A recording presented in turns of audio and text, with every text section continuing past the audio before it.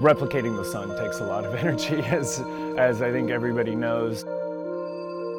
My name's Jeremy Moberg. I'm a licensed 502 processor producer in the state of Washington. That means he's a marijuana farmer. We met Moberg back in 2013. He was trying to convince Washington State to take marijuana growing out from under lights and into the sun.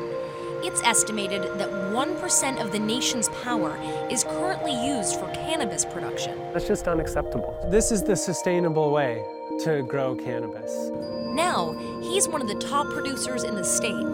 This is wonderful weed, by the way. How much weed did he grow last season? Almost a ton. The goal was a ton. We've sold $1 million worth of product at this point. This greenhouse is empty right now. It'll be filled with vegetative plants. We'll probably fit about 1,500 to 2,500 plants in here. It's quite the plant.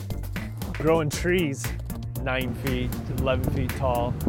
Once harvested, he stores the pot in this converted shipping container. Each one of these bags probably holds about 2 to 3 pounds.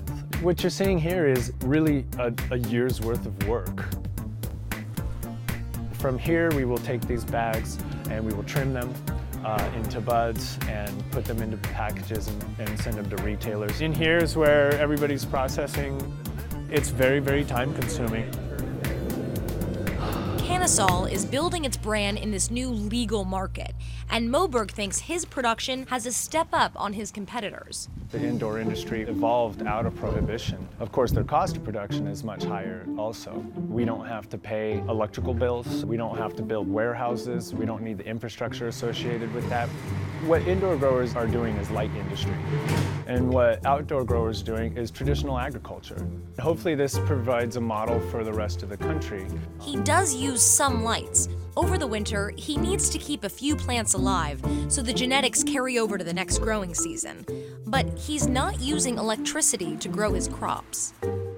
I'd like to sell that just as it is. This crop's amazing. I mean, the amount of revenue that can be generated off of such a small amount of land and such a small environmental impact is tremendous. So I'm very excited about the potential for marijuana tourism. It's a far cry from the old days. Growing marijuana under prohibition wasn't easy. Dealing with helicopters, they come, they hover over, and they're very terrifying. You know, it was very much being in a war, and that was the war on drugs, which, at least in Washington, is coming to an end.